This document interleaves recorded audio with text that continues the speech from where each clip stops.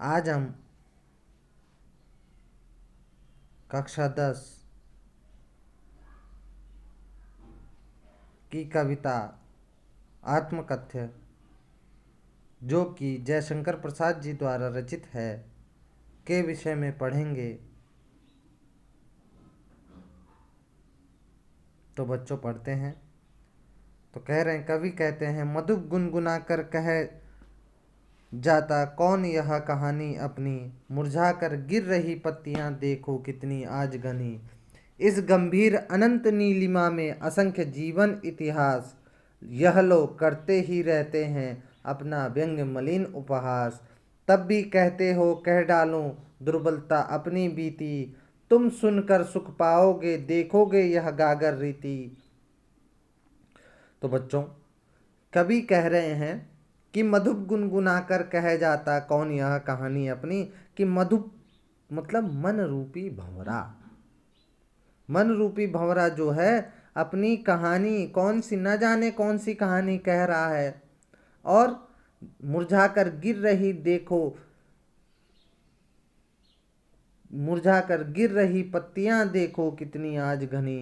कि हम पीछे देखते हैं, विगत समय को देखते हैं, तो उसमें ना जाने कितनी दुख हैं, कितनी यादें हैं, कितनी निराशा हैं। बहुत सी स्मृतियां जो हैं मुरझाई पत्तियों के समान गिरती प्रतीत हो रही हैं मुझे।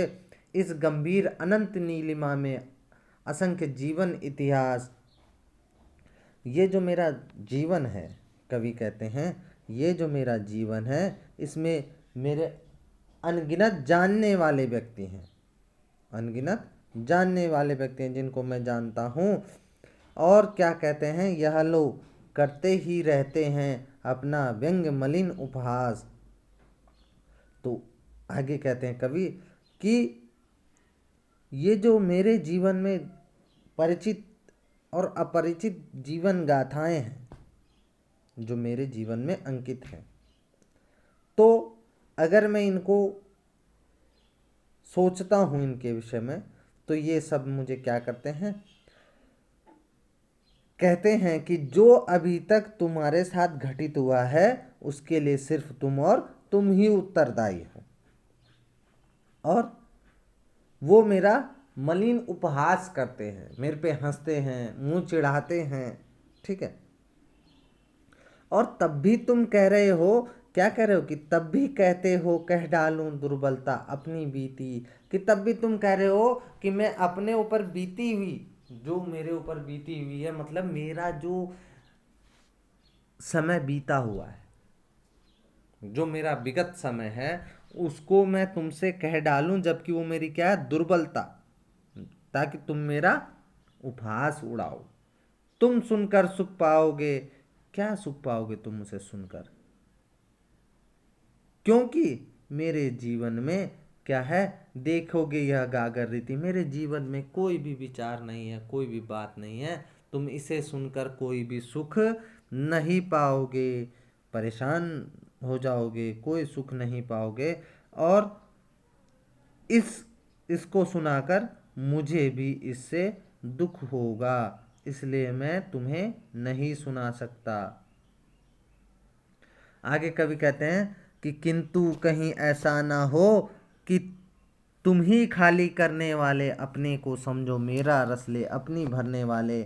यह विडंबना अरे सरलते तेरी हंसी उड़ाऊं मैं, भूलें अपनी या प्रवचना औरों की दिखलाऊं मैं। उज्जवल गाथा कैसे गाऊं मधुर चांदनी रातों की, अरे खिलखिलाकर हंसते होने वाले उन बातों की। मिला कहाँ वह सुख जिसका मैं स्वप्न देख कर जाग गया, आलिंगन में आते आते मुस्कुरा कर जो भाग गया। तो कवि कहते हैं कि मेरे जो मन है, मेरा जो मन है, और मन रूपी गागर है जिसमें कोई भी भाव नहीं है, ऐसा तो नहीं है कहीं कहीं इसे तुमने ही खाली किया हो। और तुम स्वयं को समझ रहे हो, और तुमने क्या किया है कि मेरे विचार लेकर अपनी गागर जो है भर ली है, अपने विचारों में डाल दिए हैं मेरे विचार। अब ये जो विडंबना है, ये बड़ी ही परेशानी है कि मैं अपनी आत्मकथा, क्या करे, किंतु कहीं ऐसा ना हो तुम ही खाली करने वाले, अपने को समझो मेरा रस ले अपनी भरने वाले। कि कहीं ऐसा तो नहीं है कि तुमने ही मेरी कागर खाली कर दी हो, तुम ऐसा अपने को समझो और मेरा रस लेकर मेरे विचार लेकर तुमने अपने विचारों को बढ़ा दिया है। यह विडंबना, अरे यह कैसी विडंबना है कि अरे सरलते तेरी हंसी उड़ाऊं मैं, कि मैं क्या करूं तेरी हंसी। मैं क्या लिखकर, क्या लिखता है कवि, आत्मकथा लिख रहा है, आत्मकथा लिख रहा है कि मैं आत्मकथा लिखकर हंसी उड़ाऊं। अपने मन को कह रहा है कि मैं, हे मन, मैं तेरी हंसी कैसे उड़ा सकता हूँ। और जो मेरे साथ क्या हुआ, भूलें अपनी या प्रवचना, अपनी भूलें जो मेरे क्या हुए हैं, जो मैंने गलतियाँ की है, ये अपनी या प्रवचना, प्रवचना मतलब धोखा, जो उसके साथ धोखा किया गया है, औरों की दिखलाऊं मैं या औरों के धोखे दिखलाऊं, क्योंकि मेरा जीवन तो गलतियों और धोखों से भरा हुआ है। उज्जवल गाथा कैसे गाऊं मधुर चांदनी रातों की।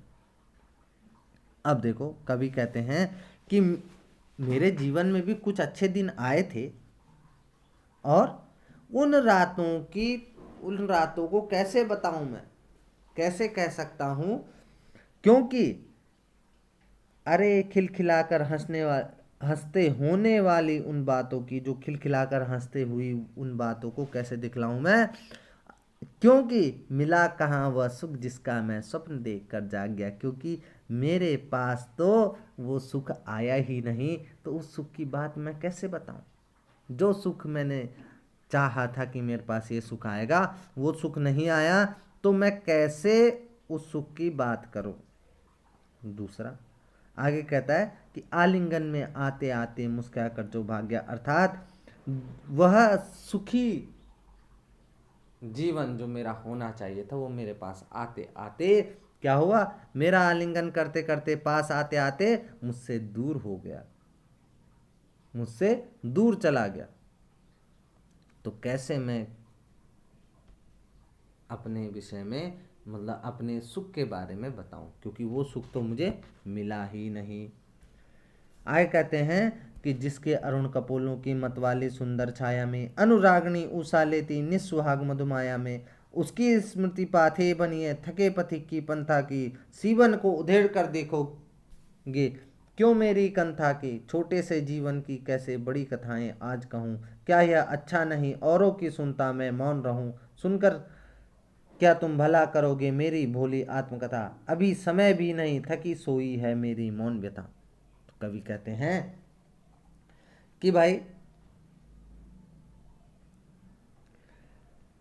कि जिसके अरुण कपोलों की मतवाली सुंदर छाया में, भाई कवि जो है अपनी प्रेमिका की सौंदर्य, प्रेमिका के सौंदर्य का वर्णन कर रहा है, और उसके माध्यम से प्रकृति के सौंदर्य का वर्णन किया है।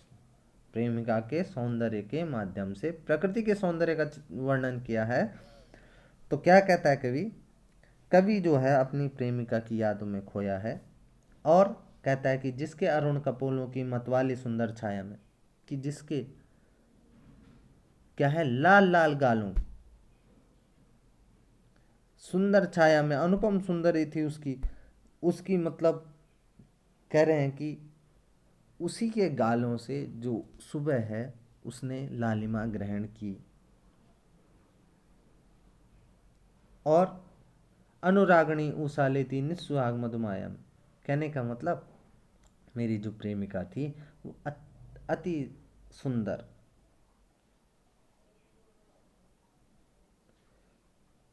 और उसकी स्मृति पाथे बनी थके पथिक की पंथा की, जो उसकी स्मृति है वो क्या बनी है, पाथे बनी है। पाथे मतलब होता है संबल, एक सहारा। वो मैं थका हुआ पथिक हूँ, और मेरा जीवन उसी से व्यतीत हो रहा है, उसी को सोचकर।